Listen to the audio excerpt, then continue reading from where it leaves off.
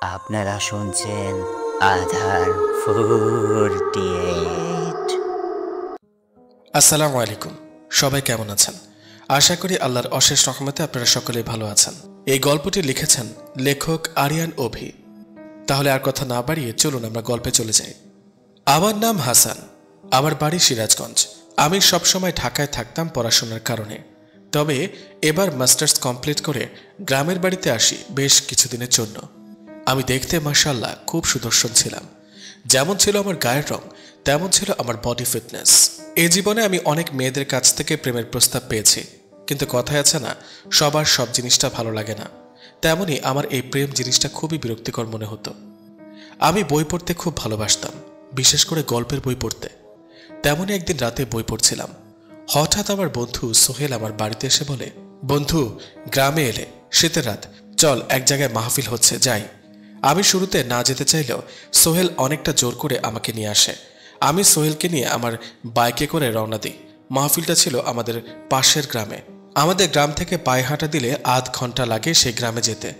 মাহফিল শুরু হবে রাত 9টায় আর শেষ হবে রাত 1টা বাজে। আমরা যখন বাড়ি থেকে বের হয়েছিলাম তখন রাত 8টা বাজে। আমিও সোহেল মাহফিলে গিয়ে উপস্থিত হই। মাহফিল শুরু হয় 2-1 ঘন্টা আমি মাহফিল শুনি। আমার কাছে মাহফিলটা খুবই ভালো লাগছিল। রাত তখন 11টা। সোহেলের বাড়ি থেকে একটা ফোন আসে।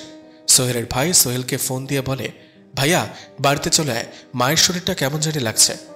সোহেল আমাকে বলে, চল দোস্ত বাড়িতে ফিরে যাই। আমি তাকে বলি, তুই চলে যা, আমার ভালো লাগছে, মাহফিলটা শেষ করে তারপরে ফিরব। সোহেল আমাকে বলে, তুই ফিরতে পারবি তো, ভয় পাবি না তো?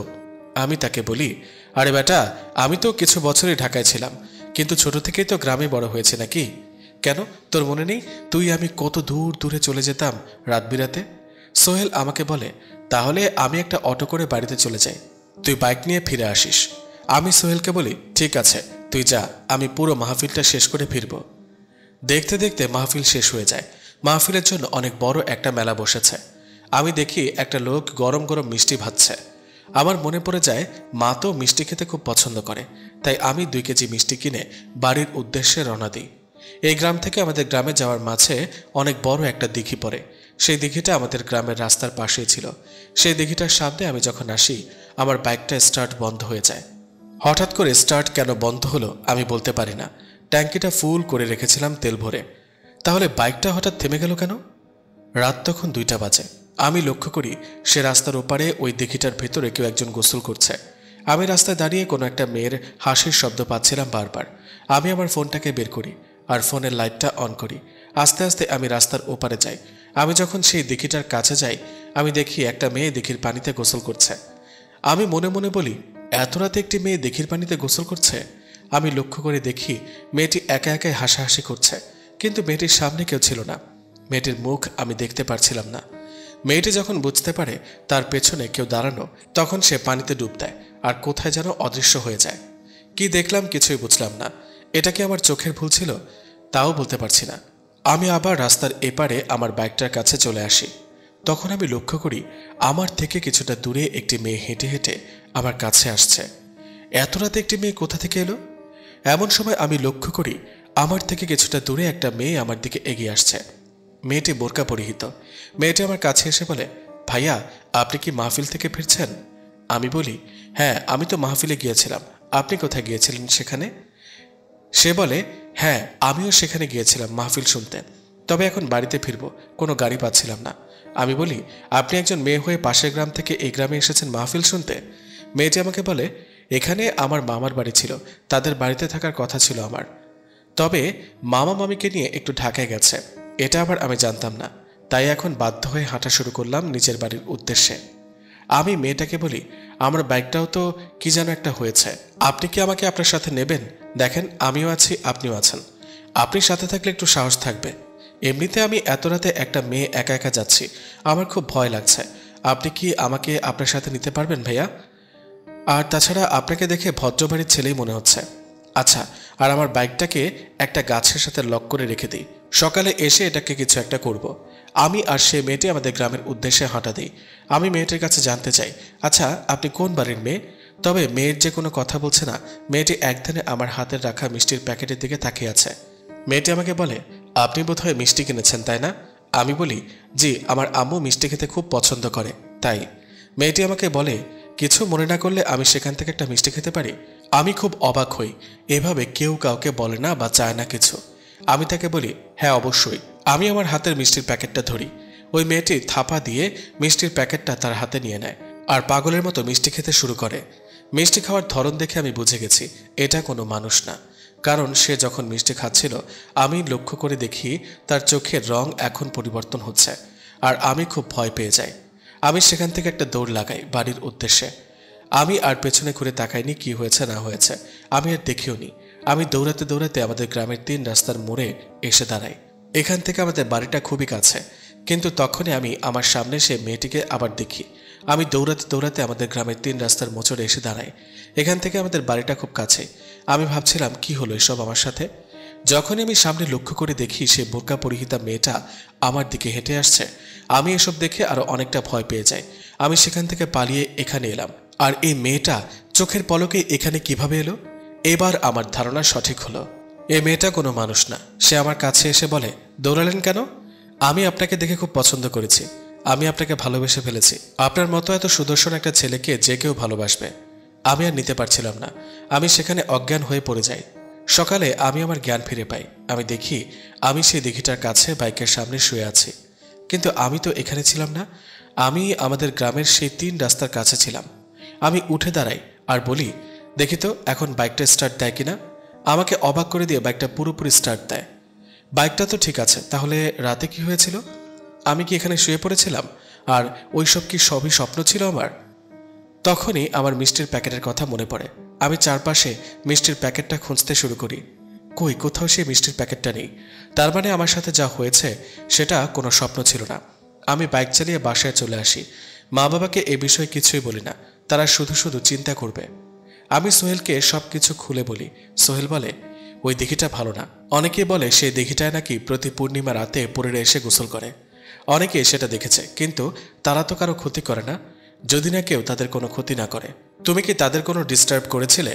তখনই আমার মনে পড়ে যায় সেদিন রাতে তো আমি সেই মেয়েটা যখন গোসল করছিল তাকে পেছন থেকে অনেকবার ডাক দিই। হয়তো এটার কারণেই সে আমার পেছনে লেগেছিল। সোহেল বলে, যা হয়ে গেছে তো হয়ে গেছে, এখন এসব বাদ দাও। সবটা কি আসলে চাইলে বাদ দেওয়া যায়? রাতে আমার সাথে যা ঘটে এরপর থেকে আমার জীবনটা কেমন যেন হয়ে গেছে। আমি রাতে ঘুমিয়েছিলাম, একটা হাসিতে আমার ঘুম ভেঙে যায়। হাসিটা আমার ঘরের জানলার ওপার থেকে আসছে। আমি উঠে জানলার সামনে যাই এটা দেখার জন্য বাইরে কেউ আছে কিনা। আমি দেখতে পাই আমাদের বাড়ির একটু সামনে একটা অনেক বড় আম গাছ ছিল। সেই আম গাছের গোড়ায় একটা মেয়ে দাঁড়ানো। আমি মেয়েটাকে দেখে চিনে গেছি, এটা তো সেই মেয়ে, কারণ এই মেয়েটাও বোরকা পরা ছিল। আমি সাথে সাথে জানালাটা লাগিয়ে দিই আর খাটে সে কম্বলটা মুড়িয়ে তার ভেতরে ভয়ে ভয়ে ঘুমানোর চেষ্টা করছি। একটা সময় আমার চোখটা লেগে যায় আর আমি ঘুমিয়ে পড়ি। ঘুমানোর পর আমি একটা অদ্ভুত স্বপ্ন দেখি। আমি স্বপ্নে দেখছি সেই দিঘিটার পাড়ে আমি বসে আছি আর একটা মেয়ে গোসল করছে, সে আমাকে তার কাছে ডাকছে। আমি আস্তে আস্তে সেই মেয়ের দিকে আগাতে থাকি আর পানিতে নেমে পড়ি। আমরা দুজন অনেক মজা করে গোসল করছিলাম, একে অপরের সাথে দুষ্টুমি করছিলাম। একটা সময় সেই মেয়েটি আমাকে বলে, তুমি আমাকে দেখে এত ভয় পাও কেন? আমি তো তোমার কোনো ক্ষতি করতে চাই না, আমি তো তোমাকে ভালোবাসি। সেদিন রাতে যখন তোমাকে প্রথমবার দেখেছি তখনই তোমায় আমি ভালোবেসে ফেলেছি। তুমি শুধুই আমার, আমি তোমাকে অন্য কারো হতে দেব না। এটা বলে মেয়েটি আমাকে জড়িয়ে ধরে আর আমার স্বপ্নটা ভেঙে যায়। ঘুম থেকে উঠে দেখি এখন সকাল হয়ে গেছে। কি হচ্ছে আমার সাথে আমি কিছুই বুঝতে পারছিলাম না। আমি সিদ্ধান্ত নিই বাবা মাকে বিষয়টা জানাতে হবে, আর বাবা মাকে সবকিছু খুলে বলি, সেদিন রাতের কথা আর ওই মেয়েটার কথা। বাবা সবটা শুনে বলে, ঠিক আছে, তুমি আগামীকাল আমার সাথে পাশের গ্রামে একটু যাবে। তোমার এক দাদা আছে, সে কবিরাজি চিকিৎসা করে, সে তোমার সমস্যাটার কোনো একটা সমাধান দিতে পারবে। রাতে বাবা আমার সাথে ঘুমায়। সেদিন রাতে আর কিছুই হয় না আমার সাথে। পরের দিন বাবা আমাকে নিয়ে পাশের গ্রামের আমাদের সেই দাদার কাছে যায়। আমি গিয়ে দেখি দাদার বাড়িতে অনেক মানুষের ভিড়। বাবা বলে, তোমার দাদা অনেক বড় একজন কবিরাজ, আশেপাশের অনেকেই তার কাছে চিকিৎসার জন্য আসে। 2 ঘন্টা পর দাদা আমাদের সাথে দেখা করতে আসে। আমার বাবাকে সে দেখে বলে, কিরে ভাইপো, এতদিন পরে কাকার কথা মনে পড়ল? তোর বাবা ছিল আমার সব থেকে কাছের বন্ধু, সে মারা যাওয়ার পরে তোদের বাড়িতে আর যাওয়া হয়নি, এ বলে কি তোরাও আমার বাড়িতে আসা ভুলে যাবি? বাবা বলে, না না কাকা, এভাবে কেন বলছেন, আপনি তো আমাদের কাছের মানুষ। সে বলে, ঠিক আছে বাদ দে, এখন কি কারণে এসেছিস এ কাকার কাছে? বাবা বলে, এটা আমার ছেলে, আপনার নাতি। দাদা আমাকে বলে, হ্যাঁ, ছোটবেলায় একবার দেখেছিলাম। দাদা বলে, কি হয়েছে, কোনো সমস্যা নাকি, বল আমাকে। আমি দাদাকে সবকিছু খুলে বলি, সেদিন রাতের কথা, ও যা যা হয়েছে আমার সাথে এ পর্যন্ত। সবটা শুনে দাদা বলে, ঠিক আছে, আমি কালই তোর উপরে সে জিনটাকে হাজির করব। তোরা বাড়িতে যা, কাল আমি তোদের বাড়িতে আসব। আমার দাদার থেকে বিদায় নিয়ে বাড়িতে চলে আসি। কবিরাজ দাদা কি পারবে এই পরীর হাত থেকে আমাকে বাঁচাতে? সেদিন রাতে দাদার বাড়ি থেকে বাসায় আসার পর মায়ের শরীরটা তেমন ভালো না, তাই বাবা মায়ের সাথে ঘুমায়, আমি আমার রুমে একাই ঘুমাচ্ছিলাম। হঠাৎ করে আমি শুনতে পাই আমার পায়ের কাছে কেউ একজন এসে বসে কান্না করছে। কান্নার শব্দে আমার ঘুমটা ভেঙে যায়। আমি চোখ খুলে দেখি এটা তো সেই মেয়ে, কিন্তু এখন সেই মেয়েটি আর বোরকা পরা না, খুব সুন্দর একটা লাল রঙের শাড়ি পরা, কপালে একটা নীল টিপ, হাতে কালো রঙের চুড়ি। আমি উঠে পড়েছি আর বলি, আপনি আমার ঘরে আসলেন কিভাবে? মেয়েটি আমাকে বলে, আমি যে তোমাদের মতো মানুষ না, এটা তো এতদিনে তুমি বুঝে গেছো। তবে বিশ্বাস করো, আমি আসলেই তোমাকে অনেক ভালোবাসি। তুমি কেন আমাকে তোমার থেকে আলাদা করার জন্য এত চেষ্টা করছো? আমি তো তোমার কোনো ক্ষতি করব না, আমি শুধু আমার ভালোবাসার মানুষরা কাছাকাছি থাকতে চাই। আমি মেয়েটাকে বলি, এটা কোনোভাবেই সম্ভব না, আমি একটা মানব সন্তান। মেয়েটি আমাকে বলে, এই পৃথিবীর এমন কেউ নেই যে তোমার থেকে আমাকে আলাদা করতে পারবে। তোমার কোনো ধারণা নেই আমি কত শক্তিশালী একজন। আমি চাইলে তোমার সেই কবিরাজ দাদাকে এখনই গিয়ে হত্যা করতে পারি, কিন্তু সে তোমার খুব কাছের মানুষ, সে তোমার ভালোর জন্য কালকে আমাকে হাজির করার চেষ্টা করবে। তার এত ক্ষমতা নেই সে আমাকে হাজির করতে পারবে। মন দিয়ে শোনো, সে যখন আমাকে হাজির করতে ব্যর্থ হবে তখন শুধু তাকে একবার বলে দিও, আমি নার্গিস পরীর সন্তান, রেশমি পরী। এটা বলে সে মেয়েটি সেখান থেকে উধাও হয়ে যায়। আমি জোরে জোরে বাবা মাকে ডাকতে থাকি। তারা খুবই দ্রুত আমার রুমে আসে আর আমার কাছে জানতে চায় কি হয়েছে। আমি তাদের সবকিছু খুলে বলি। সবটা শুনে বাবা বলে, কালই তোর দাদা এসে এটার একটা সমাধান দিবে। আমি বড় বাচ্চাদের মতো ভয় পেতে শুরু করি। কেমন হয়ে গেলাম আমি! এখন একা একা কোথাও যেতেও খুব ভয় লাগে আমার। সেদিন বাবা মা আমার সাথেই থাকে। আমার বয়স এখন 28 বছর। এত বড় ছেলেটাকে তার বাবা মা পাহারা দিচ্ছে, এটা ভাবছি নিজের কাছে খুব লজ্জা লাগছে। কিন্তু আমি খুব ভয় পাচ্ছিলাম, যেখানে কখনো কোনো মানুষের প্রেমে পড়তে পারিনি। আরে মেয়েটা তো কোনো মানুষই না। পরের দিন সেই কবিরাজ দাদা আমাদের বাসায় আসে। দাদা আমার বাবাকে বাজার থেকে কিছু জিনিস আনতে বলে। একটা গোলাপ জলের 1 প্যাকেট আগরবাতি, 5 কেজি মিষ্টি আর 1 হাঁড়ি দই। বাবা দাদার কথা মতো এগুলো বাজার থেকে নিয়ে আসে। দাদা আমার রুমের মাটিতে একটা আসন আট করে আর বাজার থেকে আনা সেই সব জিনিস সে আসনের মাঝে রাখে। আসনের এক পাশে আমাকে বসায়, আরেক পাশে দাদা বসে। দাদা অনেক চেষ্টা করে সেই পরীটিকে আমার উপরে হাজির করার, কিন্তু দাদা এই কাজটি করতে পারছিল না। এভাবে প্রায় 5 ঘন্টা কেটে যায়। দাদা এবার হার মানতে বাধ্য হয়। আমার বাবা দাদার কাছে জানতে চায়, কি হয়েছে কাকা? কাকা বলে, আমার সাথে এমনটা কখনোই হয়নি। জিনপরি যদি কোনো মানুষের উপর নজর দিয়ে রাখে তাহলে তাকে হাজির করা খুবই সহজ, কিন্তু তাকে আমি হাজির করতে পারছি না কেন? তখনই আমার কাল রাতের কথা মনে পড়ে যায়। সে মেয়েটি তো বলেছিল, তোমার দাদা যখন আমাকে হাজির করতে ব্যর্থ হবে তখন তাকে আমার পরিচয়টি বলে দিও। আমি দাদাকে বলি, দাদা কাল রাতে সে আমার সাথে দেখা করতে এসেছিল। সে এটাও বলেছে আপনি নাকি তাকে হাজির করার ক্ষমতা রাখেন না, আর সেটার পরিচয়টাও আমাকে বলে গেছে। আমি যেন আপনাকে তার পরিচয়টা দিয়ে দিই। দাদা আমার কাছে তার পরিচয় জানতে চায়। আমি দাদাকে বলি, সে হচ্ছে নার্গিস পরীর একমাত্র সন্তান, রেশমি পরী। এটা শুনে দাদা বলে, কি নার্গিস পরী? বাবা দাদার কাছে জানতে চায় কে এই নার্গিস পরী। দাদা বলে, সে হচ্ছে পরীদের রানী, সে খুব শক্তিশালী, আর ওই পরীটা হচ্ছে তার সন্তান, সেও কম শক্তিশালী না। এই কারণে তাকে আমি হাজির করতে পারছিলাম না। বাবা বলে, তাহলে এখন আমার ছেলেকে কিভাবে উদ্ধার করব? সেই দাদা বলে, আমি আমার ওস্তাদকে তোমাদের বাড়িতে নিয়ে আসবো, সে ইন্ডিয়াতে থাকে, তবে সে কিছু একটা ব্যবস্থা অবশ্যই করে দেবে। দাদা আমাদের বাড়ি থেকে চলে যায়। রাতে বাবা আমার সাথে ঘুমায়। আমি ঘুমের মাঝে অনুভব করতে পারছিলাম কেউ একজন আমাকে জড়িয়ে ধরে ঘুমিয়ে আছে। আমি শুরুতে ভেবেছিলাম এটা হয়তো বাবা, কিন্তু আমার তখন মনে পড়ে বাবা তো এভাবে ঘুমায় না। আমি চোখটা খুলে ফেলি আর দেখি এটা তো সেই মেয়ে। তাহলে আমার বাবা কোথায়? আমি মেয়েটাকে ধাক্কা দিয়ে উঠে বসি আর তার কাছে জানতে চাই, আমার বাবা কোথায়? কি করেছো আমার বাবাকে তুমি? মেয়েটা আমাকে বলে, তোমার কোনো কাছের মানুষের আমি ক্ষতি করতে পারবো না, কারণ আমি তোমাকে ভালোবাসি। তোমার বাবা মানে সে আমারও বাবা। তোমার বাবা তোমার মায়ের রুমে ঘুমাচ্ছে, সে নিজেও জানে না কিভাবে সে ওই রুমে গেছে। দেখো, তোমাকে আমি আগেও বলেছি, এখনো বলছি, আমি তোমার কোনো ক্ষতি করব না। আমি শুধু তোমাকে ভালোবাসি, কেন বুঝতে পারছো না?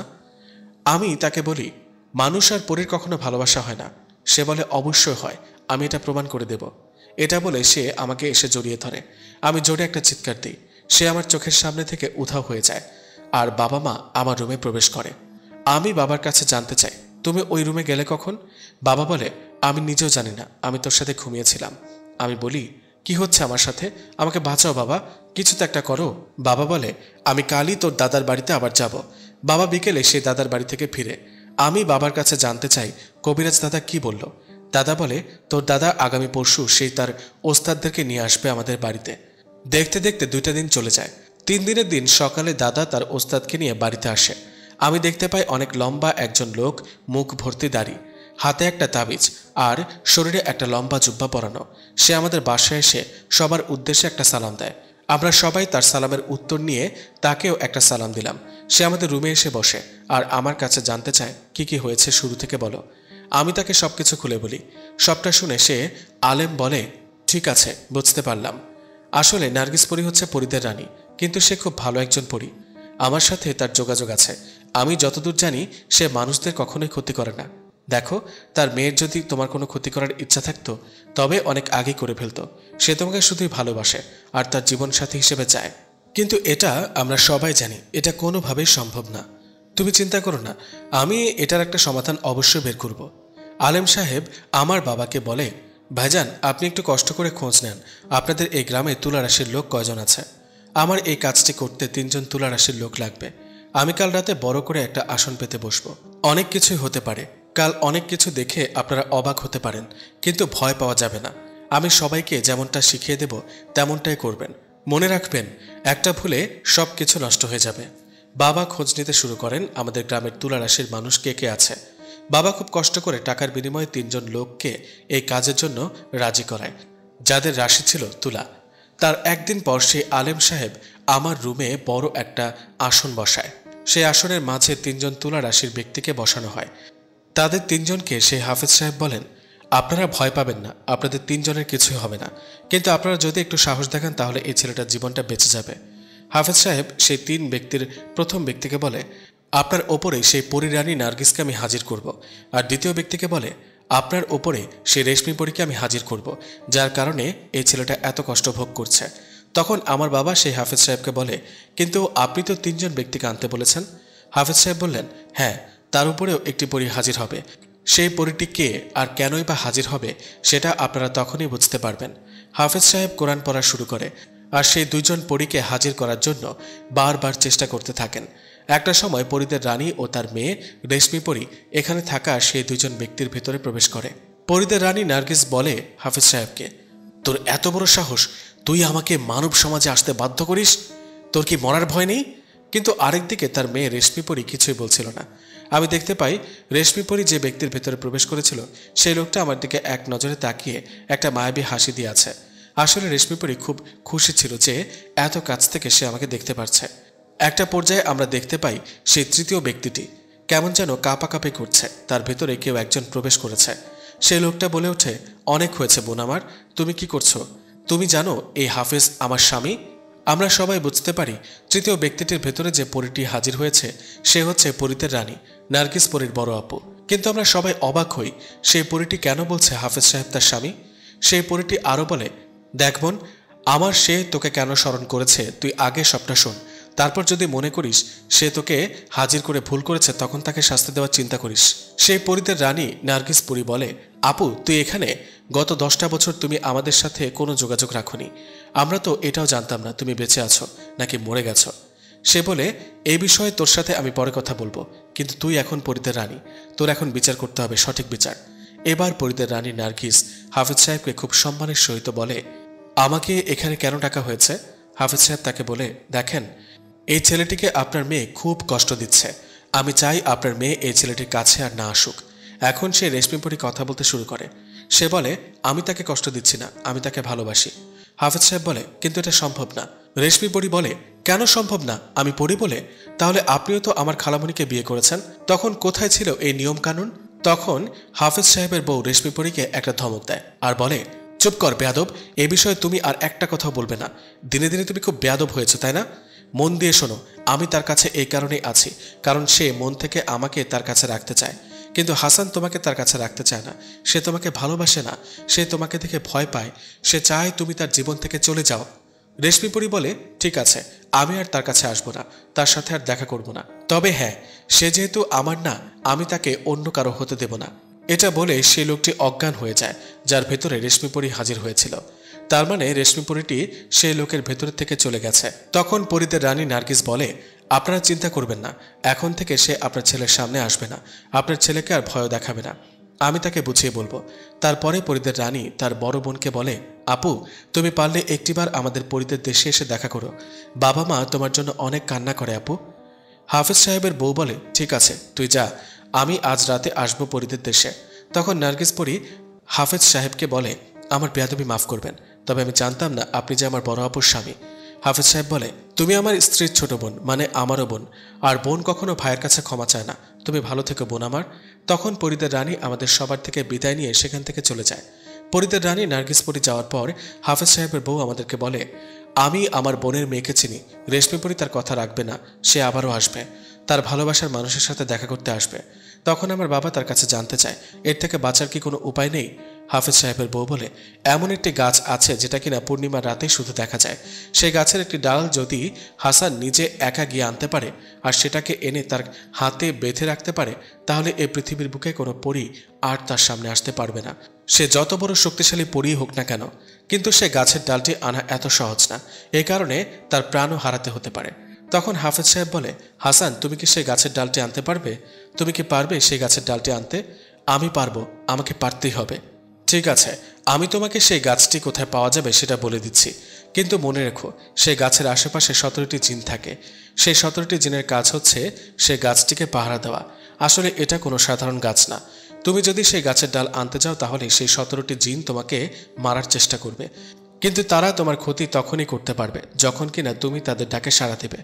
আসলে তুমি যখন এই গাছের ডালটি আনতে যাবে তখন তারা তোমার কোনো ক্ষতি করবে না, কিন্তু ডালটি নিয়ে আসার সময় তারা তোমাকে আটকানোর চেষ্টা করবে। তুমি যদি কোনোভাবে একবার পেছনে ঘুরে তাকাও বা তাদের ডাকে সাড়া দাও তাহলে সেই 17টি জিন তোমার উপরে হামলা করবে। আমি আলেম সাহেবকে বলি, আমি তখন হাফেজ সাহেবকে বলি, আমি পারবো, আমাকে পারতেই হবে। সে গাছটি কোথায় পাওয়া যাবে? আমাদের গ্রাম থেকে 120 কিলোমিটার দূরে একটি ছোট জঙ্গল আছে, সে জঙ্গলের গভীরেই সে গাছটি পাওয়া যায়। সে গাছটি দেখতে আর 5টি জংলা গাছের মতো হলেও সে গাছে যে এত গুণ আছে সেটা সম্পর্কে খুব কম মানুষই জানে। আলেম সাহেব আমাকে বলে দেয় সেই গাছটি দেখতে কেমন আর কোথায় গেলে সঠিকভাবে সেটাকে পাওয়া যাবে, আর এটাও বলে আমি যেন তাদের ডাকে কোনোভাবেই সাড়া না দিই। পরের দিন রাতে আমি নিজেকে প্রস্তুত করি সে গাছের ডালটি আনার জন্য। আমি হাতে একটু টর্চ লাইট নিয়ে আর আমার বাইকটাকে নিয়ে এসে জঙ্গলের দিকে রওনা দিই। আমি জঙ্গলের কাছে এসে বাইকটাকে রাস্তায় রেখে জঙ্গলের ভেতরে হাঁটা শুরু করি। আপনারা হয়তো ভাবছেন যে ছেলেটি নাকি একটি পরীকে দেখে এত ভয় পেয়েছে, সে কি করে এত রাতে এখানে আসলো? আসলে আমি সেই পরীটার উপরে এতটাই বিরক্ত হয়ে গিয়েছিলাম যে তার হাত থেকে বাঁচার জন্য আমি সবকিছু করতে রাজি হয়ে গিয়েছিলাম। আমি হাঁটছি জঙ্গলের মাঠে, রাত তখন 12টা বাজে। আমি আলেম সাহেবের কথা মতো সে জায়গায় আসি, আর কিছুক্ষণ খোঁজার পর আমি সেই গাছটি দেখা পাই। আমি খুব খুশি হয়ে এসে গাছটির একটি ডাল ভেঙে আমার হাতে নিই। তখনই চারপাশে অনেক জোরে জোরে বাতাস বইতে শুরু করে, যেটা দেখে আমি অনেকটাই ভয় পেয়ে যাই। আমার মনে পড়ে যায় সেই 17টি জিনের কথা। আমি খুব সাবধানে আস্তে আস্তে আমার বাইকটার কাছে আসতে শুরু করি। তখনই আমি শুনতে পাই আমার মা আমার পেছন থেকে ডাকছে, বলছে, হাসানুর, আমাকে মেরে ফেলছে, আমাকে বাঁচা বাবা। এটা বলে মা অনেক জোরে জোরে কান্না করছিল। কিন্তু আমার মায়ের তো এখানে আসার কথা না। আলেম সাহেব যেহেতু বলে দিয়েছিল সে খারাপ জিনগুলো আমাকে আটকানোর চেষ্টা করবে, এই কারণে আমি পেছনে না ঘুরে সামনের দিকে আগাতে শুরু করি। তখনই আমার বাবা আমার পেছন থেকে ডাকে, কিরে, আমাকে নিয়ে যা, দেখ আমি তোর পেছনে দাঁড়ানো। কিন্তু আমি আরো জোরে জোরে হাঁটা শুরু করি, কারণ আমি বুঝে গিয়েছিলাম এগুলো সেই জিনদের কাজ। আমি হাঁটতে হাঁটতে জঙ্গল শেষে আমার বাইকের কাছে আসি। বাইকটাতে স্টার্ট দিয়ে আমি বাইক নিয়ে সেখান থেকে বের হতে শুরু করি। আমি বাইক চালাচ্ছি, সে রাস্তার আশেপাশে আর কোনো গাড়ি চলাচল করে না, কারণ এটা খুব একটা নিরিবিলি রাস্তা। আমি কিছুক্ষণ বাইক চালানোর পরে লক্ষ্য করি আগে তো কোনো রাস্তাই নেই, সামনে অনেক বড় একটা নদী। আমি তখন ভাবতে থাকি আমি কি ভুল রাস্তায় চলে আসলাম? কিন্তু ভুল রাস্তায় আসার কথা না, আমি তো আসার সময় এই রাস্তা ধরে এসেছিলাম। আমি ভাবি হয়তো আমি বেশি চিন্তার কারণে একটি ভুল রাস্তা বেছে নিয়েছি। তখনই আমার বাইকটি থেমে যায়। এই বাইকটা থেকে নেমে পেছনে ঘুরে দেখার চেষ্টা করি যে আমি অন্য কোনো রাস্তায় চলে এসেছি কিনা। এটাই ছিল আমার সবথেকে বড় ভুল। পেছনে ঘুরে দেখি 17টি কালো ছায়া। তাদের চেহারা দেখা যাচ্ছে না, তাদের চোখ দুটো বাতির মতো জ্বলজ্বল করছে। তারা সকলে একসাথে হাসতে হাসতে বলে, শেষমেশ আমাদের ফাঁদে তুই পাড়া দিলি। কি ভেবেছিলি তুই ভুল রাস্তায় চলে এসেছিস?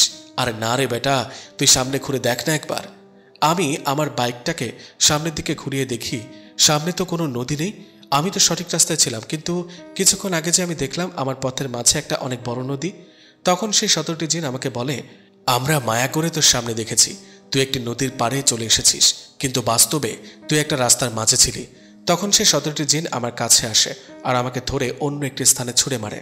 তারা আমাকে বলে, এই গাছের ডাল নিয়ে আজ পর্যন্ত কেউ বেঁচে ফিরতে পারেনি। সেই জিনগুলো আমাকে অনেক মারে। আর একটা সময় যখন তারা আমাকে হত্যা করতেই যাবে, তখনই একটি জোরে বাতাস এসে তাদেরকে অন্য একটি স্থানে ছুঁড়ে মারে। আর কেউ একজন আমার পেছন থেকে এসে আমাকে মাটি থেকে তোলে। আমি দেখি এটা তো রেশমিপরি। রেশমিপরি সেই 17টি জিনকে বলে, তোদের এত বড় সাহস, তোরা আমার ভালোবাসার মানুষের গায়ে হাত তুলিস? এটা বলে রেশমিপরি তাদের দিকে এগিয়ে যায়। সে 17টি জিন মিলেও যেন রেশমিপরির সাথে পারছিল না, কারণ সে তো কোনো সাধারণ পরী না, সে তো ছিল পরীদের রানী নার্গিস পরীর সন্তান। রেশমিপরি সেই 17টি জিনের থেকে একটি জিনকে হত্যা করে। এটা দেখে বাকি 16টি জিন সেখান থেকে পালিয়ে যায়। এবার রেশমিপরি আমার কাছে এসে বলে, তুমি আমার হাত থেকে রক্ষা পাওয়ার জন্য নিজের জীবন বাজি রেখে জঙ্গলে এলে। তোমার কাছে আমি এতটাই বিরক্তিকর হাসান?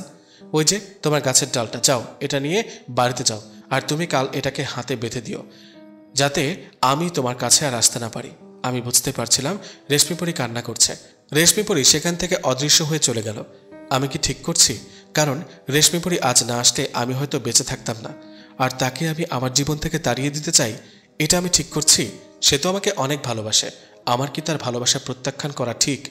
আমি সেই গাছের ডালটি হাতে নিয়ে দূরে ছুঁড়ে মারি আর মনে মনে বলি, রেশমিপরি যখন আমাকে এতটা ভালোবাসে, আমিও তাকে ভালোবাসবো। কিন্তু আমি তাকে কি করে বলবো আমি তাকে ভালোবাসতে চাই? আমি ভাবি আগামীকাল রেশমিপরিকে আমি স্মরণ করব, সেই দিঘির পাড়ে যেখানে কিনা তার সাথে আমার প্রথমবার দেখা হয়েছিল। রেশমিপরি যাওয়ার পর আমি সেই জঙ্গল থেকে বাড়িতে ফিরে আসি। আমার হাতে ডালটা না দেখতে পেয়ে হাফেজ সাহেব আমার কাছে জানতে চায় কি হয়েছিল। আমি তাকে সবটা খুলে বলি, আর এটাও বলি আমি রেশমিপরির সাথে থাকতে চাই। আমি চাই সে আমার জীবনে সবসময় থাকুক, যেমনটা আপনার জীবনে একটি পরী আছে ঠিক তেমনভাবেই। এটা শুনে বাবা খুব রেগে যায় আর আমাকে মারতে আসে। আমি বাবাকে বলি, সে যদি না থাকতো তাহলে আমি আজকে আর ফেরত আসতাম না। বাবা, কি ভুল ছিল তার? এটাই তো, সে আমাকে ভালোবাসে। হাফেজ সাহেব আমার বাবাকে বলে, হাসান ওর জায়গা থেকে ঠিক আছে, কারণ ওর জীবন রেশমিপরি বাঁচিয়েছে। রেশমিপরি সেখানে যদি উপস্থিত না হতো তাহলে সে জিনরা হাসানকে খুব ভয়ানক মৃত্যু দিত। হাফেজ সাহেব আমাকে বলেন, ঠিক আছে তুমি তার সাথে থাকতে পারো, তবে একটা শর্ত আছে। আমি হাফেজ সাহেবের কাছে জানতে চাই কি শর্ত। দেখো হাসান, রেশমিপরিকে তুমি যদি ভালো করতে পারো, তাকে যদি তুমি 5 ওয়াক্ত নামাজ আদায় করাতে পারো, সব সময় তুমি তাকে সৎ পথে রাখতে পারো, আর তার মাধ্যমে মানুষের উপকার করতে পারো, তাহলে তোমরা দুজন এক হতে পারো। রেশমিপরি হচ্ছে পরীদের রানীর মেয়ে, তার ভেতরে অনেক শক্তি আছে, তুমি ওর মাধ্যমে অনেক মানুষের উপকার করতে পারো। তোমরা দুজন যদি একসাথে এই ধর্মের রাস্তায় চলো আর খারাপ জিন তার হাত থেকে মানুষদের উদ্ধার করো, তাহলে তোমরা একসাথে থাকতে পারো। কিন্তু তোমরা কখনোই একে অপরের সাথে মিলন করতে পারবে না, কারণ সেটা প্রকৃতির বিরুদ্ধে। তোমরা শুধু একে অপরকে মন থেকে চাইতে পারবে। তুমি তো জানো হাসান, আমার বউটাও একজন পরী, কিন্তু আমরা কখনোই শারীরিক সম্পর্ক করিনি একে অপরের সাথে। শরীরকে ঘিরে ভালোবাসা হয় না, আমরা একে অপরকে মন থেকে ভালোবাসি। তুমিও যদি এরকম পারো তাহলে তোমরা অবশ্যই একসাথে থাকতে পারো, আর যদি না পারো তাহলে আমি বলবো তুমি তাকে তোমার থেকে দূরে সরিয়ে দাও। এখন কি করবে সেটা একান্ত তোমার ভেতরে। আমি হাফেজ সাহেবকে বলি, আমিও আপনার মতো তাকে মনে মনে ভালোবাসবো, আর দিনের রাস্তায় চলবো, আর আপনার মতোই মানুষদের উপকার করব যতদিন বেঁচে থাকবো। হাফেজ সাহেব আমাকে বলে, কিন্তু তোমাকে একটি মানুষের মেয়েকে বিয়ে করতে হবে, কারণ বিয়ে আমাদের জন্য ফরজ। হাফেজ সাহেব আমাকে বলে, আমি কিন্তু 2টি বিয়ে করেছি। একটি আমার পরী বউ, যাকে কিনা তোমরা সেদিন দেখলে, আরেকটি বউ আছে আমার, যে কিনা ঘরে থাকে, সে একজন মানুষের মেয়ে। আমি তার থেকে অনুমতি নিয়ে এই পরীটাকে বিয়ে করেছিলাম, আমার মানুষ বউ তাকে মেনে নিয়েছে। তুমি আগে রেশমিপরির সাথে এ বিষয়ে কথা বলো, এরপরে বলবে তুমি তাকে ভালোবাসবে, কিন্তু মনে মনে, আর তার জন্য তাকে পুরোপুরি আল্লাহর পথে চলতে হবে। তুমি রেশমিপরিকে এটাও বলবে তুমি রেশমিপরিকে বিয়ে করবে, কিন্তু তার আগে তুমি আরেকটি মানুষ মেয়েকে বিয়ে করবে। তুমি মানুষের মেয়ের সাথে সংসার করবে, পাশাপাশি তার সাথে সংসার করবে, যেমনটা কিনা আমি করি। এসব বলার পরেও যদি রেশমি তোমাকে বিয়ে করতে চায়, তাহলে তুমি তাকে চোখ বুঝে বিয়ে করতে পারো, আমি নিচে দাঁড়িয়ে থেকে তোমাদের বিয়ে দেব। আমি হাফেজ সাহেবকে বলি, ঠিক আছে, আজ রাতে আমি তার সাথে কথা বলবো। সেদিন রাত 1টা বাজে। আমি আমার ভাইটাকে নিয়ে সেই দিঘির পাড়ে যাই। সেখানে গিয়ে আমি রেশমি পরীকে বারবার স্মরণ করি যাতে সে আমার সাথে দেখা করতে আসে। কিছুক্ষণ পর আমি লক্ষ্য করি দিঘিটা থেকে উঠে আসলো রেশমি পরী। সে তো আমাকে দেখে অনেক খুশি। আমি তাকে বলি, আমি তোমাকে ভালোবাসবো আর তোমাকে বিয়ে করব, কিন্তু আমার শর্ত আছে কিছু। রেশমি পরী আমার কাছে জানতে চায় কি শর্ত। আমি তাকে সবটা বলি, যেমনটা হাফেজ সাহেব আমাকে শিখিয়ে দিয়েছে। আমি রেশমি পরীকে বলি, এখন তুমি ভেবে বলো, তুমি কি এখন আমার সাথে থাকতে চাও সারা জীবন? রেশমি পরী তখন চুপ ছিল। তারপরে সে যা বলে এটা শুনে আমি পুরো অবাক হয়ে যাই। রেশমি পরী আমাকে বলে, আসলে হাসান, আলেম সাহেব চায় না যে তুমি আমার সাথে থাকো, এই কারণে এসব শর্ত তোমাকে জুড়ে দিয়েছে। আর আলেম সাহেব যে বলেছে আমার খালামণিকে সে দিনের পথে এনেছে, সেটার বিষয়ে তো আমি কিছুই জানি না।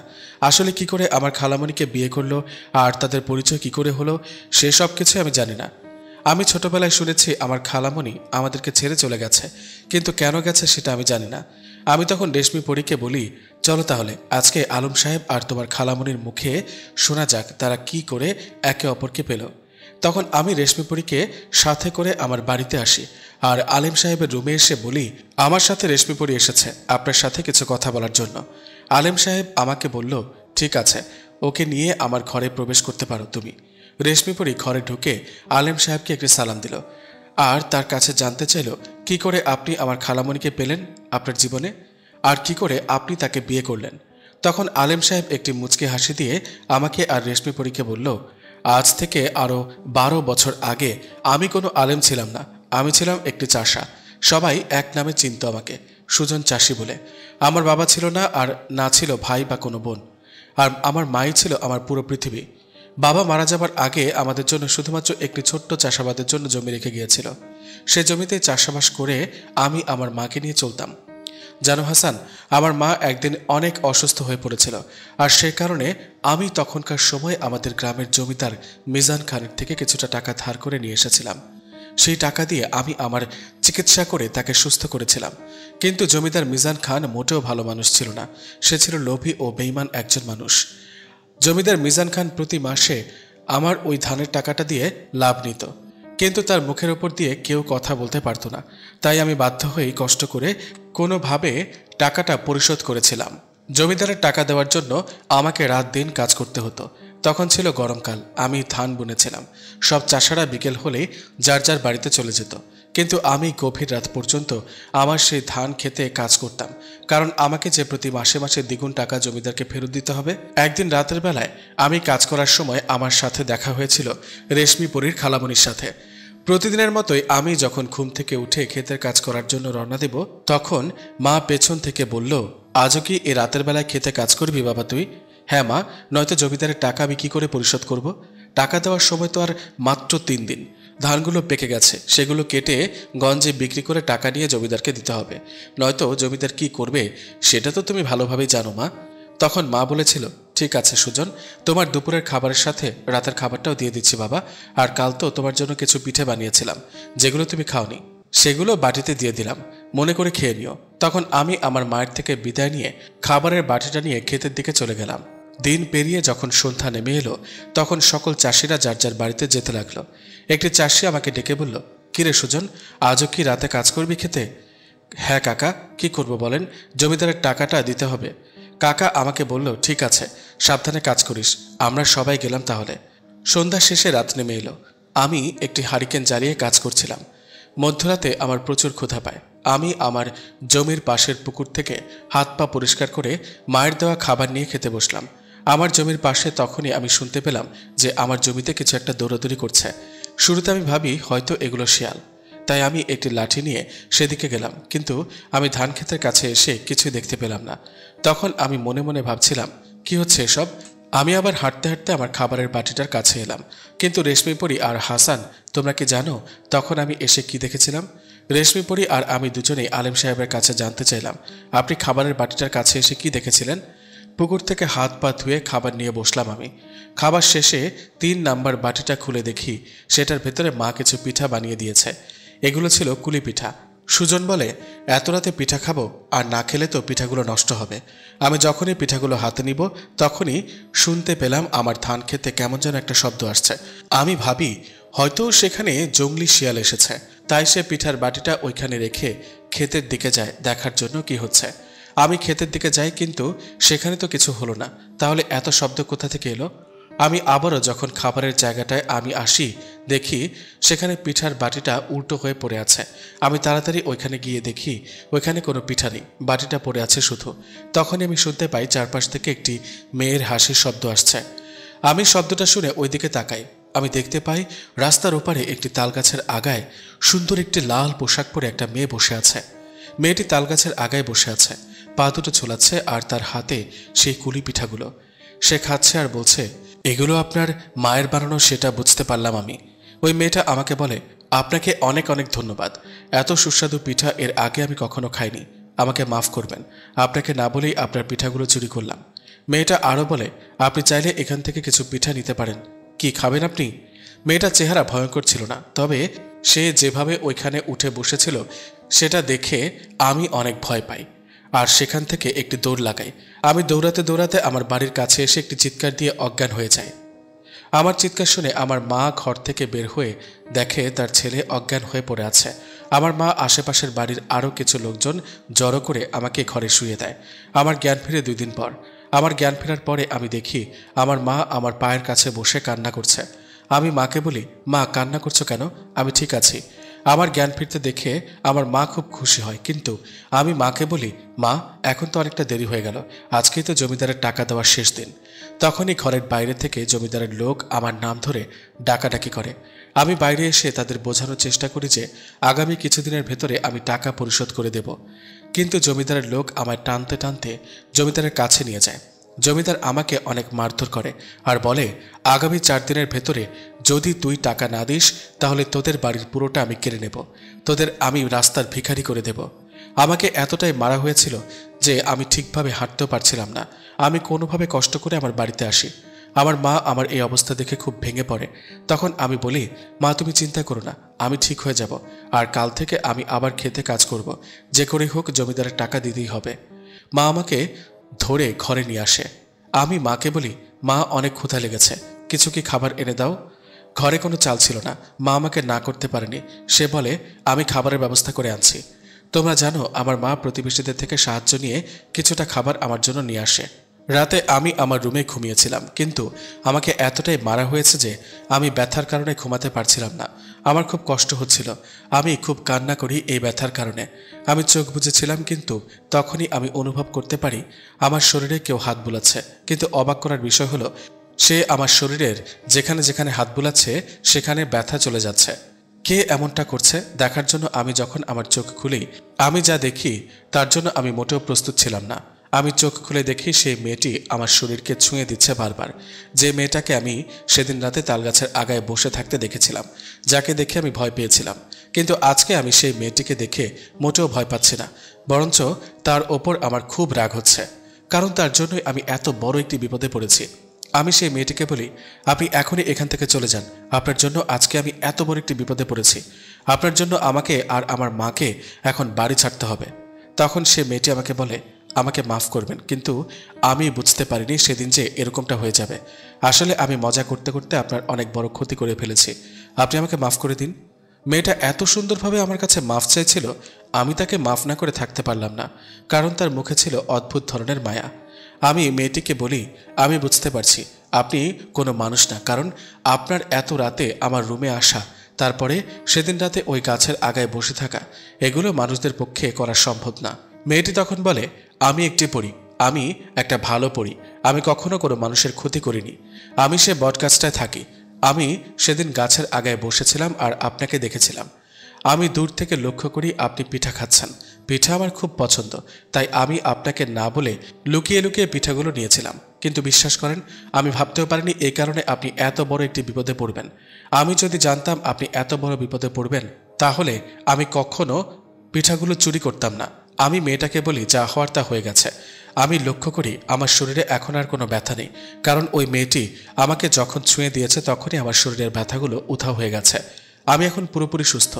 মেয়েটি আমাকে বলে, আমার জন্য যখন আপনি এত বড় বিপদে পড়েছেন, আমি আপনাকে সাহায্য করতে চাই। আমি সেই পরীটিকে বলি, কি করে আপনি আমাকে সাহায্য করবেন শুনি? সে বলে, আপনার তো অনেক টাকার দরকার, তাই না? আমি তাকে বলি, হ্যাঁ আমার টাকার দরকার, কিন্তু আপনি তো মানুষ না, আপনি কোথায় টাকা পাবেন? তখন পরীটা আমাকে বলে, আমার কাছে টাকা নেই তো কি হয়েছে, আমি গুপ্তধনের সন্ধান জানি। আমি পরীটাকে বলি, গুপ্তধন মানে? আপনি কি বলতে চাচ্ছেন? আমি কিছুই বুঝতে পারছি না। পরীটা আমাকে বলে, আমি কিছু জায়গার সন্ধান জানি, সেখানে খোদাই করলে মাটির নিচে কিছু গুপ্তধন আছে। আসলে অনেক অনেক বছর আগে কিছু লোভী মানুষ তাদের টাকা পয়সা রাখার জন্য মাটির তলায় লুকিয়ে রাখত, কারণ তারা ভাবত তাদের সারা জীবনের সঞ্চয় কেন তাদের ছেলেমেয়েরা ভোগ করবে। তখনকার সময়ের মানুষদের চিন্তা ভাবনা ছিল অন্যরকম। তারা কখনোই চাইতো না তাদের সারা জীবনের রোজগার অন্য কেউ ভোগ করুক। তাই তারা মরার আগে তাদের সারা জীবনের সঞ্চয় গভীর রাতে মাটির তলায় লুকিয়ে রাখত। পরে যখন সময়ের সাথে সাথে তারা মারা যেত, তাদের টাকা পয়সাগুলো সেখানেই মাটির তলায় পড়ে থাকত। আমি কিছু গুপ্তধনের সন্ধান জানি। আসলে আমি এই জায়গাটায় গত 400 বছর ধরে বাস করছি। আমি এই সেসব ঘটনার সাক্ষী। তারা যখন টাকা পয়সাগুলো লুকিয়ে রাখার জন্য গভীর রাতে আসতো, আমি সেই তালগাছে বসে বসে সব কিছু দেখতাম। আপনি আমার সাহায্যে সেগুলো উদ্ধার করতে পারেন আর আপনার অবস্থান পরিবর্তন করতে পারেন। আপনি আগামীকাল রাতে খেতে আসবেন, কাজ করার নাম করে। আমি আমার তালগাছে থাকব, আপনি সেখানে এসে আমার সাথে দেখা করবেন। এ বলে সেই পরীটা সেখান থেকে চলে যায়। আমার এখন কি করা উচিত? আমার কি গভীর রাতে সেই পরীটার সাথে দেখা করা উচিত? সে পরীটা কি আসলে আমাকে সাহায্য করতে চায়, নাকি রাতের অন্ধকারে আমার কোনো ক্ষতি করবে সে? মনে মনে ভাবছিলাম। এরপর পরীটা চলে গেল সেখান থেকে। সকালবেলা মা যখন দেখল আমার পুরো শরীরের ক্ষত আঘাত চলে গেছে, মা তো পুরাই অবাক। মা আমাকে বলে, এত তাড়াতাড়ি তোর শরীরের আঘাত কি করে মিটে গেল?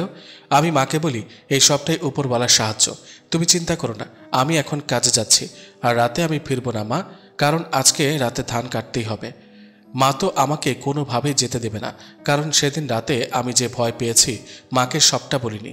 আমি মাকে বলি, আমি আজকে ভয় পাবো না, কারণ আমাকে যে ভয় দেখিয়েছে সে আজকে আর আমাকে ভয় দেখাবে না। মা আমাকে বলে, তুমি কি করে জানলে আজকে সে তোমাকে ভয় দেখাবে না? আমি মাকে বলি, এসব তুমি বুঝতে পারবে না, আমাকে যেতে হবে মা। মা আমাকে কোনোভাবে যেতে দেবে না। তখন আমি মাকে একটি মিথ্যা কথা বলি। আমি মাকে বলি, আমি একা না, আমার পাশের জমিনের আশরাফুল ভাইও কাজ করবে।